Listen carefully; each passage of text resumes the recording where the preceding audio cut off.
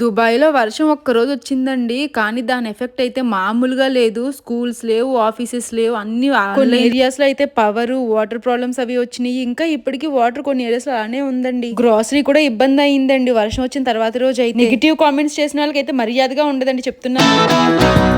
Hi అండి, అందరికీ నమస్తే. Welcome back to our channel Srihans Dubai vlogs. అందరూ ఎలా ఉన్నారండి? ఐ హోప్ మీరందరూ చాలా బాగున్నారు అనుకుంటున్నాను. మేమైతే అస్సలు బాలేదండి ఇక్కడ. ఎందుకు ఇంత సీరియస్ గా మాట్లాడుతున్నాం అని అనుకుంటున్నారేమో అండి. అసలు చేసిన కామెంట్స్ చూస్తే అలానే అనిపించిందండి. అసలు నేను మాట్లాడకూడదు అనుకున్నాను. అసలు ఈ వీడియో చేయడానికి మెయిన్ రీజన్ కూడా అదే.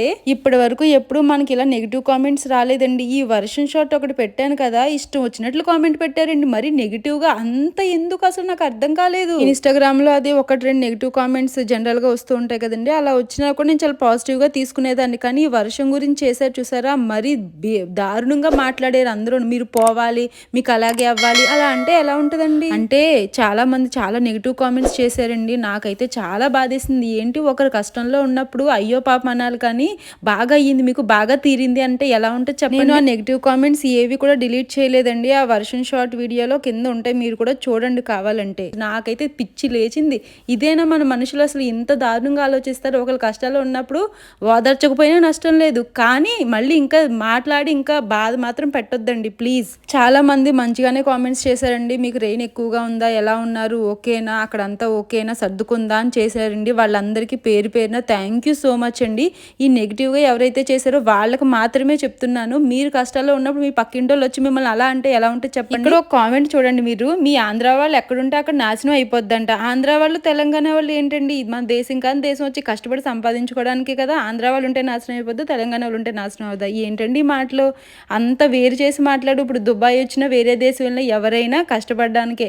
మనకి అక్కడ అవకాశాలు లేక ఇక్కడికి వస్తారు తప్ప, అక్కడ అన్ని అవకాశాలు ఉండి అక్కడ లక్షలు వస్తుంటే ఎవరు ఇక్కడికి రారండి. అందరికీ దేశభక్తి ఉంటుందండి. కాకపోతే మీరు అక్కడ ఉన్నంత మాత్రం మీకు దేశభక్తి ఉన్నట్టు, మేము ఇక్కడ ఉన్న దుబాయ్లోనే వేరే దేశంలోనే ఉంటున్నామంటే మాకు దేశభక్తి లేనట్టు కాదండి. కొన్ని కారణాల వల్ల అవన్నీ వదులుకొని రావాల్సి వస్తుంది.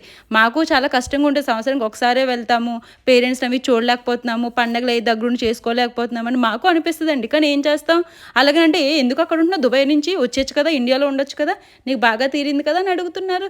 అసలు ఏం మాట్లాడుతున్నారండి? అంటే ఒక రోజు వర్షం వస్తే దుబాయ్ ఎందుకు పనిచేయదనా? అలా అని దుబాయ్ కదా ఏ దేశమైనా కూడా ఒక మాట అనే ముందు కొంచెం ఆలోచించుకొని మాట్లాడండి. ఇప్పుడు ఇండియాలో వర్షాలు వస్తాయి, అందుకని ఇండియా వదిలేసి మీరు ఎక్కడికైనా వెళ్ళిపోతారా? ఇప్పుడు ఏదన్నా మాతృదేశం నేను కాదనట్లేదు. కాకపోతే మేము ఇక్కడ ఉంటున్నాం కాబట్టి ఇది మేము రెస్పెక్ట్ చేస్తున్నాం. అలాగని మిమ్మల్ని రెస్పెక్ట్ చేయమని నేను చెప్పను, కానీ తిట్టొద్దనే చెప్తాను నేను. ఇంకా అలాంటి కామెంట్స్ చాలా ఉన్నాయండి, నేను అవన్నీ చూపించలేను కదా. మన ఇన్స్టాగ్రామ్ పేజ్లో కూడా చూడండి ఎన్ని కామెంట్స్ చేశారు ఆ వీడియో కింద. అసలు ఏంటండి అది, 75 సంవత్సరాల నుంచి ఇక్కడ ఉంటున్నామని అడుగుతున్నారు వాళ్ళు ఎవరోని. 75 సంవత్సరాల నుంచి కాదు, 150 సంవత్సరాల నుంచి ఉంటున్నాను మెసేజ్ రిప్లై ఇచ్చాను. 75 సంవత్సరాల నుంచి ఉంటేనే తెలుస్తుందండి. ఇప్పుడు మనం ఇండియాలో ఉంటున్న ఇండిపెండెన్స్ వచ్చి మనం 77 ఇయర్స్ అయిందని చెప్తున్నాం. అంటే మనం 77 ఇయర్స్ ముందే పుట్టామని కాదు కదా అర్థం.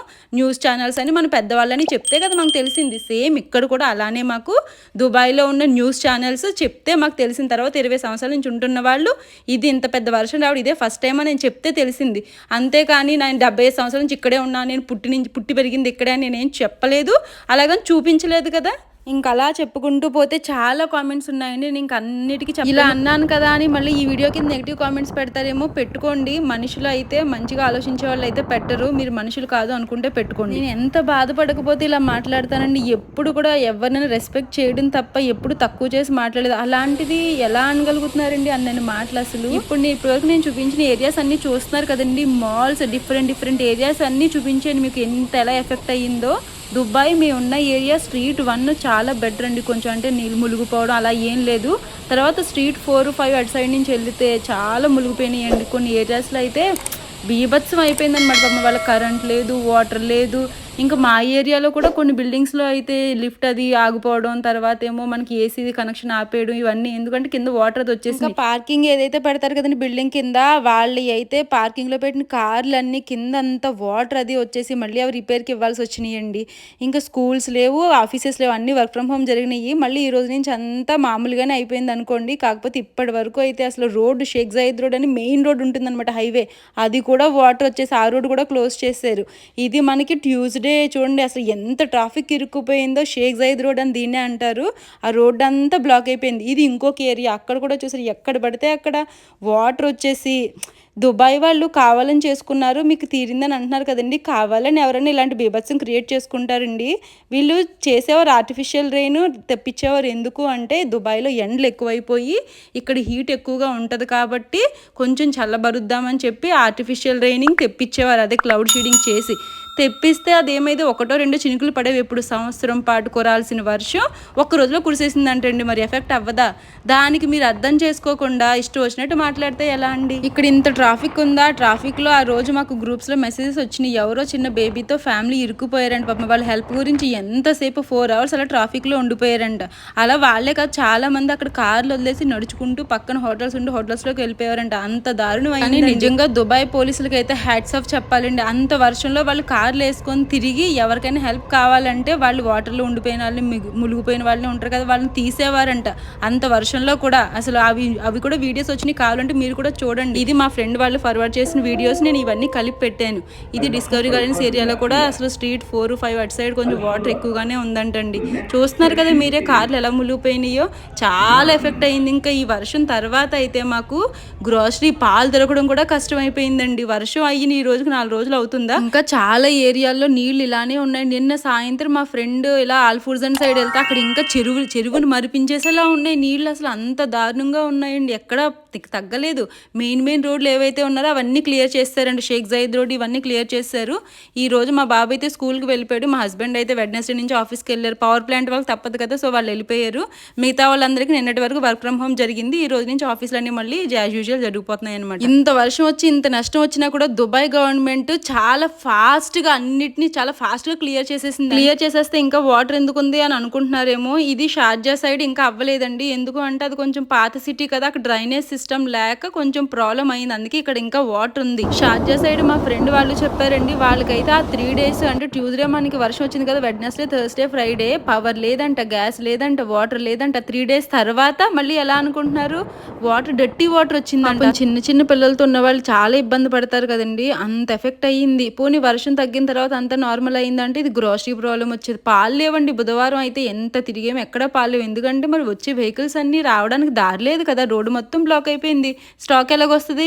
ఆ లబాన్ ఏదైతే పాత స్టాక్ ఉందో అదే వచ్చింది. థర్స్డే ఎర్లీ మార్నింగ్ వెళ్తే అప్పుడు పాలు దొరికినాయండి. మళ్ళీ మార్నింగ్ వెళ్ళిన వాళ్ళకే దొరికినాయి, మళ్ళీ ఈవినింగ్ టైంకి మళ్ళీ దొరకలేదు పాలే కాదండి, ఈవెన్ గ్రోసరీ కూడా ఏమీ లేదంటే బ్రెడ్ కానీ కూరగాయలు కానీ చూడండి మొత్తం అన్ని ఖాళీలు అనమాట. మేము వెళ్ళేసరికి వాళ్ళు క్లీనింగ్ అన్ని చేసుకుంటున్నారు. అప్పటి వరకు ఎప్పుడు అంత టైం అంత ఖాళీగా ఎప్పుడు చూడలేదండి. సూపర్ మార్కెట్ ఎప్పుడు రష్గా ఉంటుంది. బ్రెడ్ కూడా దొరకలేదు చివరికి ఆ రోజు. మేము ఉన్న ఏరియాలో దగ్గర 10 సూపర్ మార్కెట్లు పైనే ఉంటాయండి. అన్ని చోట్ల ఇదే సిచ్యువేషన్ అనమాట. ఎక్కడ దొరకలేదు. నేను రోజు పాలు గురించి మొత్తం అన్ని తిరిగేసాను, ఒక్కో చోట కూడా దొరకలేదు.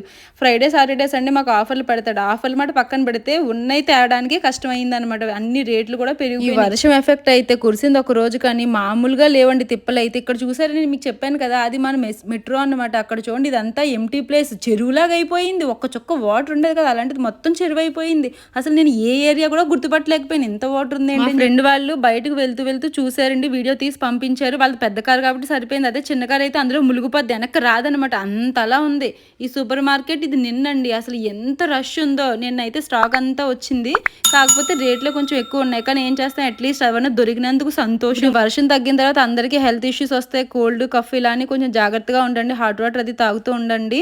దుబాయ్లోనే కాదండి, ఇంకా ఇక్కడ గల్ఫ్ కంట్రీస్ చాలా కంట్రీస్లో చాలా దారుణంగా వచ్చిందంట వర్షం. మనకు చాలా మంది మెసేజ్ కూడా చేశారు, వేరే దేశాల నుంచి మాకు కూడా ఉందండి అని చెప్పి. ఇంకా మేము ఉన్న ఏరియాలో పెద్ద చెట్లు ఉంటాయండి, అవన్నీ అమాంతంగా అలా పడిపోయినాయి. అవి చూస్తుంటే బాధ వేసింది. పాపం వీళ్ళు ఎక్కడో చిన్న చెట్టు పెంచి అలా పెద్ద అయిన తర్వాత దాన్ని తీసుకొచ్చి అమాంతంగా ఇక్కడ చెట్టు ఫలంగా పెడతారనమాట. దానివల్ల ఏంటో తెలియదు, వేళ్ళతో పాటు పైకి లేచిపోయింది. చాలా చెట్లు అలా అయిపోయినాయి. అంత దారుణమైన గాలి వచ్చిందండి, ఏమవుతుంది ఏకంగా బాల్కనీలోంచి అయితే సోఫా సెట్లు లెగిసిపోయి బయట పడిపోయినాయి కొన్ని ఏరియాస్లో. అంత అలాగే ఉంది. అయితే మాక్సిమం అంతా సెట్ అయిందండి, కాకపోతే ఇంకో 2-3 days పడుద్ది ఇంకా మొత్తం అంతా సెట్ అయిపోవడానికి. ఇప్పుడు రోడ్లు అవి చూస్తున్నారు కదా, ఇప్పుడు వాటర్ అయితే ఏమీ లేదు. థ్యాంక్ యూ సో మచ్ అండి అందరికీ, పేరున ఎవరైతే మా గురించి ఆలోచించి బాగున్నారా సేఫ్గా ఉన్నారని అడిగిన వాళ్ళందరికీ చాలా అంటే చాలా థ్యాంక్ యూ. మేము మీకు ఏం కాకపోయినా మా యోగక్షేమాలు అడిగి తెలుసుకున్నారు చూసారా, అందు గురించి థ్యాంక్ యూ తప్పకుండా చెప్పాలండి. మీకు ఇలానే మీ అభిమానం మా పైన ఎప్పుడు ఉండాలని కోరుకుంటున్నాను. థ్యాంక్ యూ సో మచ్ అండి వీడియో ఇక్కడి వరకు చూసిన ప్రతి ఒక్కరు. థ్యాంక్ యూ ఫర్ వాచింగ్ అండి. Bye take care.